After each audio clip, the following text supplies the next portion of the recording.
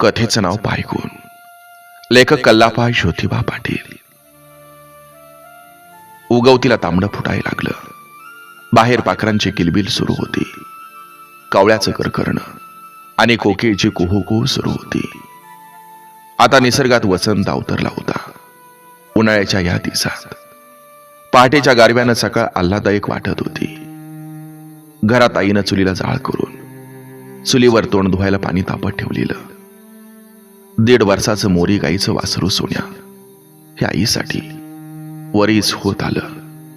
दररोज पहाटेला मोरी आईच्या आठवणीनं साऱ्या घरात पहिला उठून हंबरत.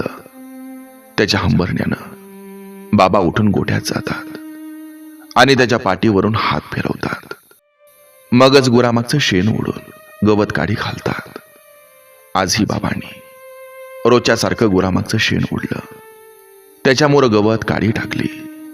घरात चुली मोहर जाळ घालणाऱ्या आईनं एकुलता एक लेक विश्वास त्याला भल्या पाठी हाक मारली. विश्वास, ए पोरा उठ, जा सासरवाडीला आणि घेऊन ये तुझ्या कमळाला. अरे किती दिस तिला माहेरी ठेवणार आहेस र? अरे तुझी वाट बघत असेल की र. उठलास का?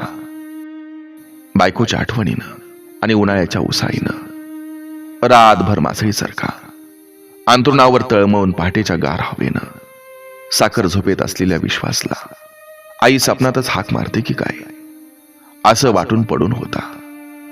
जसं दुसऱ्यांदा आई विश्वासला हलवून उठवत म्हणाली, अरे पोरा, अरे बायकोला आणायला जातो का नाही र? का असंच पडून राहतोयस? उठ, पाणी तापले, आंघोळ कर, तयार हो आणि आज घेऊन ये कामाला. अरे जा लवकर बाबा. पोर वाटेकडे डोळावून बसली असल. अरे किती दिवस वाट बघायची र तिनं. झोपेत असणाऱ्या विश्वासला आपली आई आपल्या सुनीला म्हणजे आपली बायको कमाला आणायला सांगते. यावर विश्वासचा विश्वासच बसना. डोळ्यात झोप असून सुद्धा डोळं विस्पारून आईकडे बघत राहिला. तसं आई पुन्हा म्हणाली, अरे अरे असं काय बघतोयस र? उठ, आवर आणि जा बाबा, घेऊन ये कमालाला. असं म्हणून आई स्वयंपाकघरात निघून गेली. तसं निघून गेलेल्या आईच्या पाठमोऱ्या आकृतीकडे बघत राहिला. विचार करायला लागला. वर्षापूर्वीचा तो प्रसंग त्याच्या डोळ्यासमोर सरकायला लागला. शेजारच्या गावची कमळा 10वी पर्यंत शिक्षण घेऊन गरिबी पायी 2 वर्ष झाली तिनं शिक्षण सोडलं होतं. पोटापुरती शेती करून, मोलमजुरी करून आणि दूध दुभत्यावर घर चालवत संसाराचा गाडा ओढणाऱ्या आई बापाची लाडकी ती एकुलती एक लेक होती कमळा. या कमळाला बघताच कमळासारख्या नाजूक, रूपवान, गोऱ्यापान कमळाला विश्वासनं पहिल्या नजरेत पसंत करून टाकलं. विश्वास तर काय लय शिकलेला. 12वी करून सुट्टीत बापाबरोबर शेतात रमला. ते परत शिक्षणाचं नाव काढलंच नाही. बैलगाडी, बैलजोडी, विहिरीवरच्या इंजिनाच्या पाण्यानं भिजणारी काळी माती, काळ्या मातीतून हिरवीगार फुलणारी शेती आणि या शेतीनं त्याला वेड लावलं आणि तो शेतीतच रमला. कष्टात वाढलेल्या गरिबाच्या लेकीनं हा देखणा तरुण शेतकरी जरी असला तरी त्याच्या भारदार छातीत धाडस पाहिलं. पोलादी मनगटात कष्ट दिसलं. त्याच्या क्षणिक नजरेत प्रेम आणि विश्वास हिरला. नजरेनं पुरुष नाही हिरला तर ती स्त्री कसली. मग काय, कमळानं लग्नाला होकार दिला. सोन्यासारखी पोर बघून विश्वाच्या खर्चाने सोन्याची काही अपेक्षाच केली नाही. रीतिरिवाजाप्रमाणे पोरीला भांडी-कुंडी, जावयाला मानपान करून दोन्ही घरच्या ऐपतीप्रमाणे लग्न पार पडलं. कमळा महाप ओलांडून आमाप सपनं मनात घेऊन विश्वाच्या घरात आली. नव्या नवरीची त्या रात्री मीठ मिरच्यानी दृष्ट काढली. आज घरभर आनंदाला उधाण आलं. खुशीनं घर भरून गेलं. हिरव्या चुड्यातील हळदीच्या अंगावर 9वारी साडीतील कमळावरून विश्वाची नजर काही हटत नव्हती. तिच्या गोड सहवासासाठी तो आतुरला होता. पण नव्या नवरीच्या सोबतीने सोबत होत्या. मनाला आवर घालत कमळाला नजरेत साठवत ओटीवरच्या खाटीवर जाऊन झोपला. लग्नात कमळाचा दिवसभरातला तो हात स्पर्श, त्या गमती जमती, कमळाचं गालावरचं हास्य डोळ्यासमोर आणता आणता त्याला डोळा लागला. रात्री 2चा सुमार. गोट्यात धाडकन काहीतरी पडल्याचा आवाज झाला आणि त्या आवाजानं सारं घर जागं झालं. सारेजण गोट्याकडे धावले.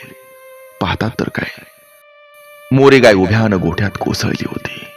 चारी पाय घासत ओरडत होती. विश्वासचा बाप विश्वास मोरी गाईला उठवायचा प्रयत्न करायला लागले. मोरी गाईवर अपार जीव असणारी विश्वासची आई तर घाबरून गाईच्या डोक्यावर तांब्यातील पाणी मारायला लागली.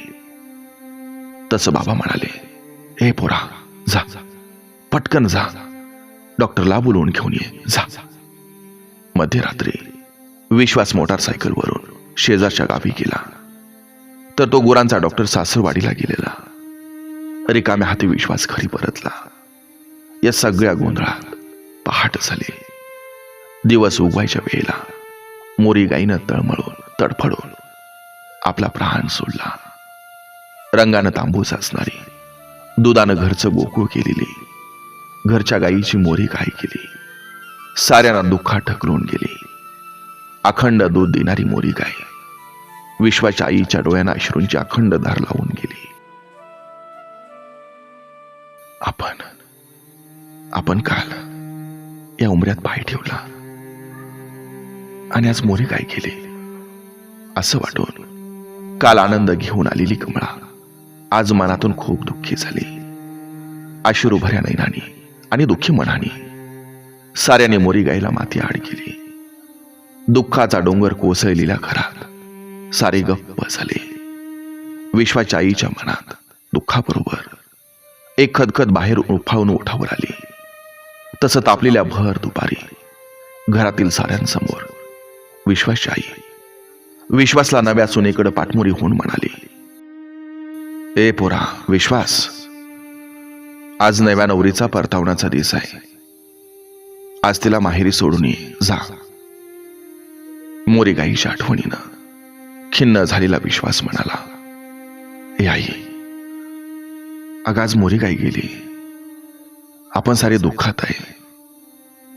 उद्या किंवा परवा पाठवू ना तिला. दुःख आणि रागानावर होऊन आई म्हणाली, जाऊ दे ना तिला आज माहेरी. अरे कुणाच्या येण्यानं फरक पडत असेल तर जाण्यानं तरी काय फरक पडणार आहे. आईचं विसंगती बोलणं ऐकून विश्वास म्हणाला, हे आई, अगं असं काय बोलतेस. जरा फणकाऱ्यानं आणि भावनावश होऊन आई म्हणाली, काय चुकीचं बोलते मी, काय चुकीचं बोलते. अरे तुझ्या बायकोच्या पायगुणानं माझी मोरी गाय मेली. तिला कायमची माहेरी पाठवून दे, नाहीतर माझ्या घरचं काही खरं नाही बघ. असं म्हणून आई रडायलाच लागली. विश्वाचा बाप, अगं असं काहीतरी काय बोलतेस तू, असं म्हणून तिला खडसवायला लागला. पण सहारा व्यर्थ. सासूचं बोलणं ऐकून नव्या नवरीच्या कमळाच्या काळजावर कोणीतरी खाव घालावं तसं झालं. हिरव्या चुड्याचा हात अश्रू वाहणाऱ्या डोळ्यावर गेलं. हृदयातील हुंदका उभारून आला. साऱ्यासमोर उभं राहण्याची हिंमत संपली. साऱ्यासमोरून कमळा गरकन वळली आणि घरातील खोलीत गेली.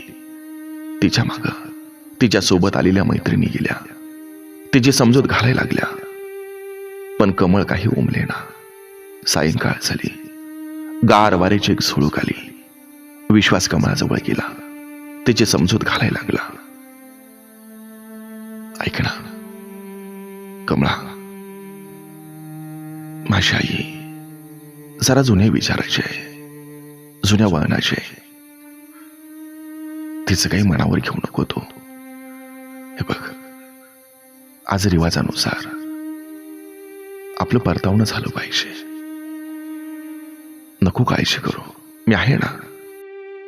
ऐक ना, लग्नाच्या दुसऱ्या दिवशी नवी नवरी सासरहून माहेरी गेली पाहिजे. चल तयार होतो, तुला माहेरी पाठवून देतो. इतक्या मोठ्या वादळातही आपला पती आपलं मन जपतोय हा तिला मोठा आधार वाटला. पतीचा शब्द मानून ती माहेरी जायला तयार झाली. रीतिरिवाजाप्रमाणे सासरहून तिची पाठवणी झाली. कडूसं पडायला लागलं तसं ती माहेरी पोचली. आपली लेक आली म्हटल्यावर कमळाच्या आईनं जावई आणि लेकीला दारातच ओवाळलं. लेकीच्या गालावर बोट फिरवून ती बोट कडाहाडा मोडली आणि लेकीला मिठीत घेतलं. तसं कमळाला रडू आवरलंच नाही. कमळाला मिठीतून सोडवत आई म्हणाली, ए पोरे, अगं बाई, आताच्या पोरी रडतात होय ग. अगं पोरीनं सासरी जाताना रडायचं असतं आणि माहेरी येताना हसायचं असतं ग. काय ग बाई पोर, अगं काल जाताना साऱ्या गावाला रडवलीयस आणि आता रडायला काय झालं ग तुला? चल पोरे कर आता. असं म्हणत लेकीला आणि जावईला घरात घेतलं. जावयाला चहा पाणी दिलं. चहा पाणी पिऊन विश्वास सासऱ्याला म्हणाला, मामा, मला आजच्याला गावी गेलंच पाहिजे. जावयाची जाण्याची घाई ऐकून कमळाचा बाप म्हणाला, अहो जाऊ बापू, अहो नम्यानं आलासा तुम्ही आणि असं घाईनं जायचं नसतं या, मुक्काम राहायचा असतो.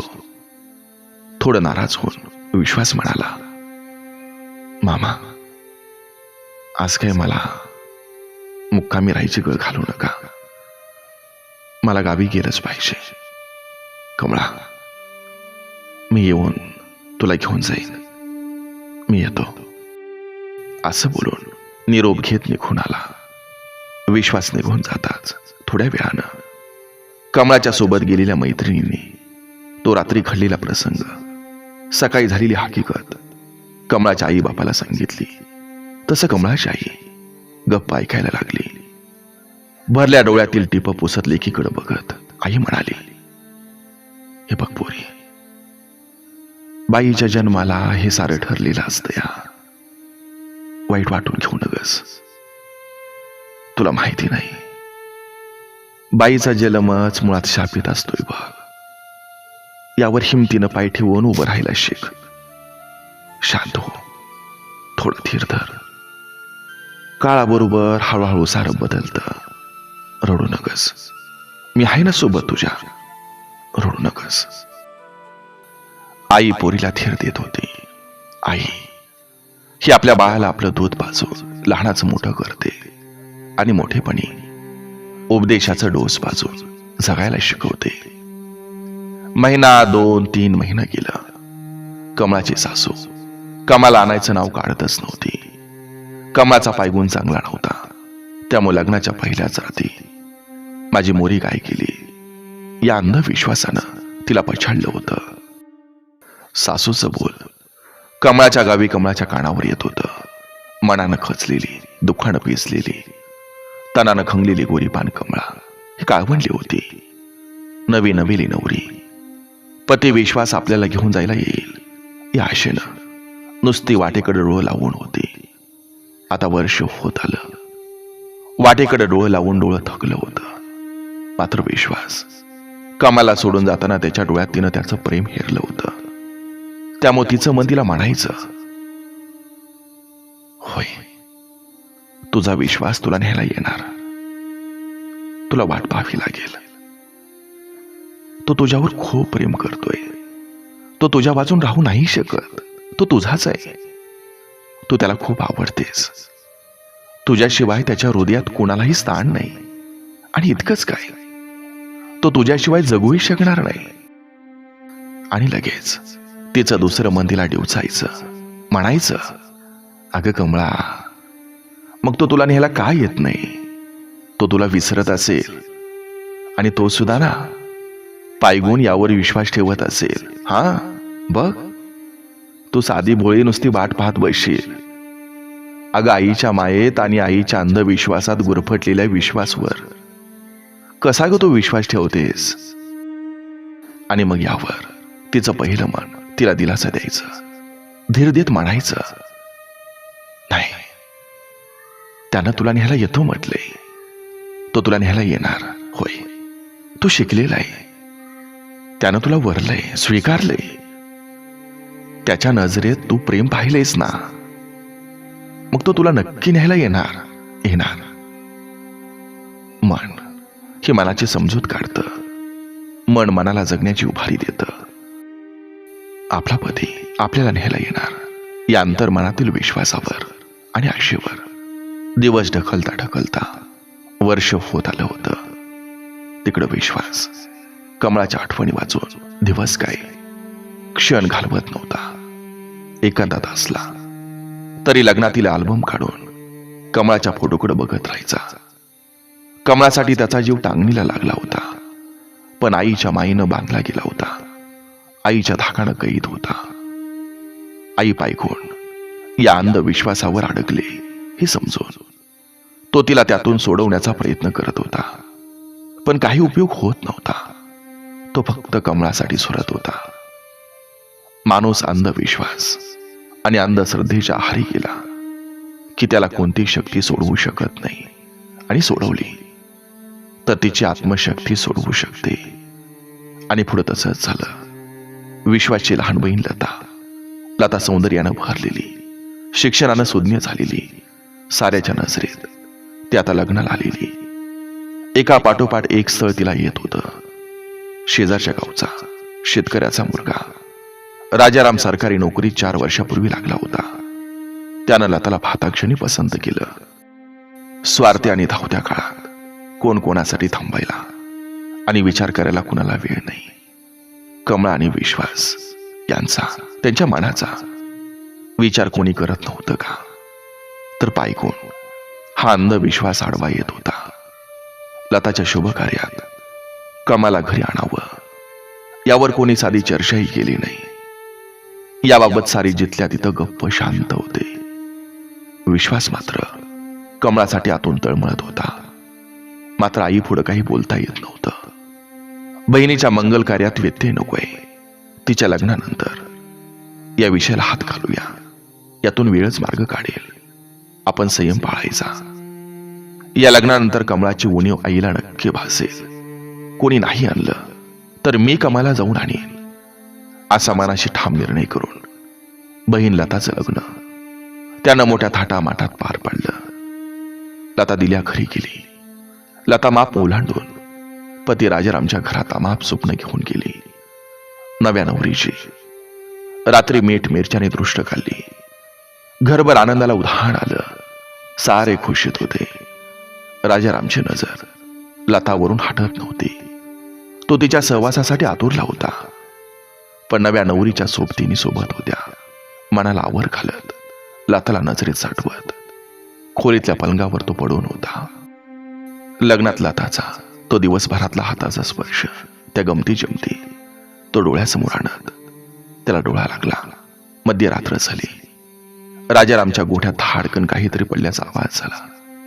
सारं घर जागं झालं. सारेजण गोठ्याकडे धावले. पाहतात तर काय, 2 महिन्यापूर्वी आलेली दुपटी म्हैस उभ्यानं गोठ्यात कोसळली होती. 4 पाय घासत ओरडत होती. राजारामचा बाप, घरी आलेली पाहुणी मंडळी म्हशीला उठवायचा प्रयत्न करायला लागली. कोणीतरी पाहुणा आपली मोटरसायकल घेऊन डॉक्टरला घेऊन आला. त्या डॉक्टरने इंजेक्शन दिली, सलाईन चढवल्या, पण सगळं व्यर्थ झालं. सकाळचा सूर्य उगवायला म्हशीनं प्राण सोडला. या म्हशीचं दूध म्हणजे घरा दुधाचा अखंड झरा होता. या म्हशीच्या दुधावर राजारामचं शिक्षण झालेलं, तो सरकारी नोकर झालेला, घरात तिची 3 रेडकं मोठी झालेली, गोठा कसा भरला होता. राजारामची आई हे सारं आलेल्यांना सांगून या म्हशीसाठी खूप रडली. पण काल या उमऱ्यात पाय ठेवला आणि आज दुपटी म्हैस गेली. काल आनंद घेऊन आलेली लता आज मनातून खूप दुःखी झाली. तिला आपला भाऊ विश्वास आणि विश्वाच्या लग्नातली मोरी काय ती गेल्याची आठवण झाली आणि तिच्या काळजात धस्स झालं. एका अनामिक भीतीनं तिच्या अंगात कापरं भरलं. सकाळी या म्हशीला अश्रूभऱ्या डोळ्यांनी आणि दुःखी मनाने साऱ्याने तिला माती आड केली. दुप्त मुख जनावर केलं. घरावर आभाळ कोसळलं होतं. कालच्या आनंदाची जागा आज दुःखानं वेढली होती. घरातील सारे गप्प होते. गोतावळा सोडून गेलेल्या म्हशीसाठी रडणाऱ्या आई जवळ येत राजाराम म्हणाला, "ए आई, का रडतेस ग? रडू नको. आपली म्हैस खूप चांगली होती, गुणाची होती. मला कळतंय ग. अगं आई, तिच्यामुळं मी मोठा झालो. हे बघ आई, आपल्या म्हशीला ओल्या गवतातून विषबाधा झाली. डॉक्टरांनी सांगितलं, आता आपण 2 दिवसात दुसरी म्हैस आणूया. रडू नको. लेकानं कालिल्या समजुतीनं आणि दिलेल्या धीरानं आई शांत झाली. त्या दिवशी सायंकाळी रीतिरिवाजानुसार परतावणं म्हणून नवीन सुनीला आणि लेकाला सासरवाडीला पाठवून दिलं. राजाराम सासरवाडीला गेला, मुक्कामी राहिला. त्या मुक्कामी रात्री लतानं आपल्या आईला काल रात्री घडलेली ती म्हशीची घटना आणि सकाळी म्हशीला माती आड करून आल्यानंतर आपल्या नवऱ्यानं म्हैस विषबाधा होऊन मेली हे कसं सासूला समजावून सांगितलं. आणि सासूनं ते मान्य करून आपलं दुःख उरात ठेवून आपल्या सायंकाळी कशी पाठवणी केली ही सारी हकीकत सांगितली. माई लेकीचं बोलणं रात्री 12 पर्यंत सुरू होतं. तवा लताची आई भावनिक होऊन म्हणाली, पोरे, तू मोठ्या भाग्याचे बघ, तू मोठ्या भाग्याचे.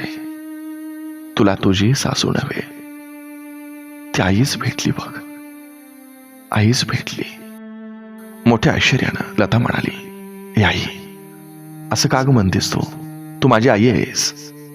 जणू चुकीची कबुली देत भरल्या मनानं लताची आई सांगायला लागली, पोरे, मी तुझी आई आहे ग.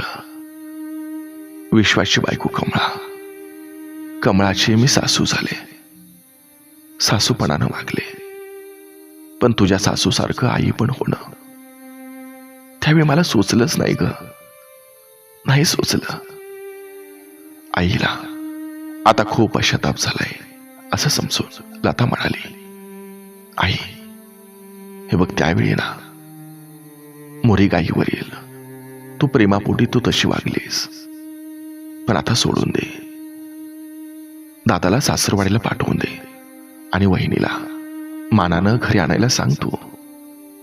पश्चातापानं डोळ्यात पाणी आणून आई सांगायला लागली, हे बघ पोरी, कमळाची काही चूक नाही बघ. तेव्हा विश्वाच्या लग्ना दिवशी मोरीगाईचं दावं सुटलं आणि शेजारच्या पारड्या जाऊन पावट्याचा सोल्याचा वेल तिनं खाल्ला. त्यावेळी तिला मीच तिथून आणून गोठ्यात बांधलं होतं आणि कुणालाही माहित नव्हतं. कुणाच्या ढोऱ्यानं वेल खाल्ला म्हणून शेजारच्या काकूनं लई शिव्या दिल्या. त्यामुळं आमच्याच गाईनं वेल खाल्ला असं मी काहीच बोलले नाही. त्याची बाधा हळूहळू होत राहतीला मोरी गाय आडवी झाली आणि ती कायमची आडवी झाली बघ. मोरीची दर्दभरी कहाणी एक गुपित आई डोळं भरून सांगताना लताच्याही डोळ्यातून पाणी आलं. तसं लता म्हणाली, ए आई, झालं गेलं विसर आता. तो सारखं डोळ्यात पाणी आणून काढू नकोस तू. एवढ्या रात्री सुद्धा पुन्हा एकदा पश्चातापाचा पाडा आई गायला लागली, अगं पोरे, सारं इसरेन ग, सारं इसरेन. मोरे गायला कसं इसरू. अगं रागाच्या भरात माझ्या सुनीला कमळाला वाईट पाय गुणाची म्हणून बोलले मी. नव्या नवरीला निष्पापोरीला वरेच झालं, माहेरी ठेवलंय. तिला आणि माझ्या लेकाला लई त्रास दिला म्या. मी हे पाप कुठून फेडू ग, सांग पोरी, हे पाप कुठून फेडू. माझ्या सुनेचा काय बी दोष नाही बघ. तुझ्या घरी ती म्हस मेली, पण तुझ्या सासूनं तुला वाईट पाय गुणाची म्हटलं का बघ. आणि मला तवा कुठली दुर्बुद्धी सुचली का मला वाईट पाय गुणाची म्हटलं मी. माझं लई चूक झाली. असं पश्चातापानं विश्वाची आई रडायला लागली. लता आईची समजूत घालत होती, ए आई, असू दे ना ग, झोप आता. परवा दादाला सासरवाडीला पाठव. तो वहिनीला घेऊन घरी येऊ दे, त्याला पाठव. त्या रात्री माई लेकी बोलत बोलत झोपी गेल्या. दुसऱ्या दिवशी घरी गोडधोड केलं गेलं आणि लता आणि राजाराम जाऊ यायची पाठवणी केली. पुढच्या दिवशी पहाटे आईनं लवकर उठून चुलीखाली जाळ घातला आणि पाठीसाखर झोपेत असणाऱ्या विश्वासला हलवून उठवत म्हणाली, अरे असं काय बघतोयस र, उठ आवर जा, घेऊन ये कमळाला. असं म्हणून आई स्वयंपाकघरात निघून गेली. निघून गेलेल्या आईच्या पाठमोऱ्या आकृतीकडे आश्चर्यानं बघत वर्षापूर्वीचा तो प्रसंग डोळ्यासमोर सरकत असताना आईनं पुन्हा एकदा हाक मारली, अरे विश्वास, अरे उठलाच का नाही र? तसा विश्वास उठला, तोंड धुतलं, दाढी केली, आंघोळ केली. सार आवरून एका वर्षानं आपल्या पत्नीला कमळाला आणायला सासरवाडीला तो निघाला होता. सकाळची कोवळी किरणं धरणीला सुकावत होती. वसंत ऋतू निसर्गात बहरला होता. माळावरचा पळस लालबुंद फुलांनी फुलला होता. इंजिन मोटारीच्या पाण्यावरची काळ्या मातीतली शेती हिरवीगार दिसत होती. आंब्या फणसाची झाडं फळांनी बहरली होती. कोकिळ आनंदानं कुहू कुहू गाऊन आनंद व्यक्त करत होती. निसर्गातील आनंदी आनंद ओसरणाऱ्या चैतन्याचा आस्वाद लुटत कमळाला भेटण्याच्या, तिला वर्षानंतर आणण्याच्या मनस्वी आनंदानं मोहरलेला विश्वास मोटारसायकलवरून सासरवाडीला येऊन पोहोचला. कमळा नुकतीच आंघोळ करून अंगणात उभी होती. तिनं आपले ओले मोकळे केस खांद्यावरून फिरवून समोर सोडलेले, कपाळावर ठसठशीत कुंकू लावलेलं, हिरव्या बांगड्यांच्या गोऱ्या पान हातात पूजेचं ताट घेऊन अंगणातील तुळशीला पाणी घालून पूजा करत होती. तसं तिला मोटारसायकलचा आवाज कानावर येताच तिची त्या दिशेला नजर गेली. तर काय आश्चर्य, तिचा तिच्या नजरेवर विश्वासच बसेना. भल्या पहाटे आपला पती विश्वास वर्षानं आपल्या घरी येतोय. बघता बघता तो अंगणात आला. कमळानं आपला पदर सावरत डोक्यावर घेतला. दोघांची नजरानजर झाली. त्यानं मोटारसायकलला स्टँड लावता लावता कमळाकडे पाहत एक स्मित हास्य केलं. त्या हास्याला तितक्याच प्रेमानं कमळानंही स्मित हास्य केलं आणि या म्हणत ती घरात जात होती. तसं घरातून गाडीचा आवाज ऐकून कमळाची आई बाबा ते दोघेही घरातून बाहेर आले. त्यांनी हास्यवदनाने त्याचं स्वागत केलं. तेवढ्यात कमळानं पाण्याचा तांब्या पतिराजेच्या हातात दिला. विश्वासनं पायावर पाणी घेतलं, हातपाय धुतलं आणि घरात आला. चहापान झालं. तिकडची खुशाली विचारली. तसं विश्वासनं जणू वर्षापूर्वी काही घडलंच नाही असं वाटून गावाकडची सारी खुशाली सांगितली आणि म्हणाला, मामा मी आज कमळाला न्यायला आलो इथं. हे ऐकून कमळाच्या बापालाही आश्चर्याचा धक्काच बसला. तरी न राहून पोरीचा बाप तो बापच.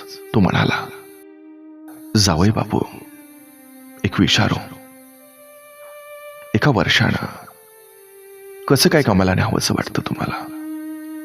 यावर खशील होऊन विश्वास म्हणाला, मामा माणसाला ना एकदा आपली चूक आली की शहाणपण येतं. तशी आमच्या आईला स्वतःची चूक आली आणि ती म्हणाली, जा माझ्या कमळाला घेऊन ये. एवढ्यानं मामा पाघणारा नव्हता. तो पुन्हा म्हणाला, जावय बापू आईनं तुम्हाला सांगूच तोवर तुम्ही वरीसभर गप्प का राहिला? निरुत्तर राहून काय करणार? उत्तर देण्याबिगर पर्याय नव्हताच. विश्वास सांगायला लागला, हे बघा मामा, तुम्हाला तर माहित आहे विरोधानं विरोध वाढतो. माणसानं काय खावा तर दम खावा, थोडं थांबावं, वडीलधाऱ्यांचं थोडं ऐकावं. मला माहिती आहे काही वेळेला मोठी माणसंही चुकतात, पण नंतर ना ती चूक ज्याची त्याला कळतेच. पण थोडा धीर धरावा लागत असतोय. थोडं थांबून पुढं विश्वास विचारायला लागला, बरं मामा मी पण एक गोष्ट तुम्हाला विचारतो, राग मानू नका. अहो तुम्ही तरी आमच्या घरी पोरीचं काय चुकलं म्हणून या वर्षात कधी आमच्या गावी आला का तुम्ही? कमळाच्या मनाचा कधी विचार केला का तुम्ही? पोराचा होतो खेळ आणि बेडकांचा जातो शिव, अशातली गत आहे बघा ही. असू द्या, सोडा आता सारे, मी न्यायला आलोय. कमळाला पाठवून द्या. असं एकावर एक विश्वास प्रश्न विचारायला लागला. सडेतोड बोलायला लागला. तसा मामाचा चेहरा निरुत्तर झाला. मामाचं काय, सारेच गप्प झाले. कमळाचा बाप जावयाच्या हजर जबाबीपणावर आणि सडेतोडपणावर आतून खुश होता. जावयाचं कमळावर असणारं प्रेम ओळखून, वडीलधाऱ्याविषयीचा आज्ञाधारकपणा पाहून मोठ्या खुशीनं कमळाचा बाप म्हणाला, बरं जावई बापू, हुशार दिसताय तुम्ही.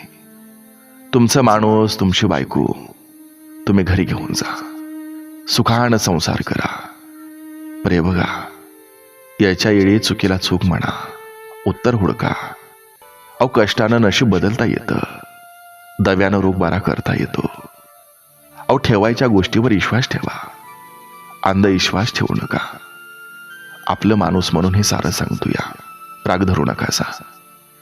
मुद्द्याला धरून सांगितलेल्या समजुतीच्या 4 गोष्टी विश्वास शांतपणे ऐकत होता. त्याला पटत होतं. मुळातच तो संयमी होता, विचारी होता, आज्ञाधारक समजूतदारपणा होता.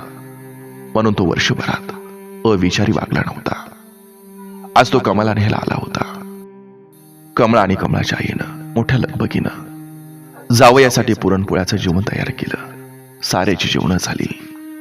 कमळाला न्यायला तिचा नवरा आलाय ही बातमी बघता बघता गावात पोचली. सारी तयारी करून सायंकाळी कमळाला सासरी पाठवताना कमळा आई बाप, वडीलधाऱ्यांच्या, शेजाऱ्या पाजाऱ्यांच्या पाया पडली. कमळाच्या आईनं भरल्या डोळ्यांनी कमळाला मिठीत घेतलं, आशीर्वाद दिला. शेजारच्या बाया, पोरींच्या डोळ्यात पाणी आलं. साऱ्यांना हात करत कमळा विश्वासच्या मोटरसायकलवर बसली. साऱ्यांनी हात उंचावून कमळाला निरोप दिला. आवाज काढत जाणाऱ्या मोटरसायकलवरून जाणारी पायगुणी कमळा दूरवर जाईस तोवर हात उंचावून निरोप घेत होती. तर पश्चिमेला मावळतीचा सूर्यही साऱ्यांचा निरोप घेत होता.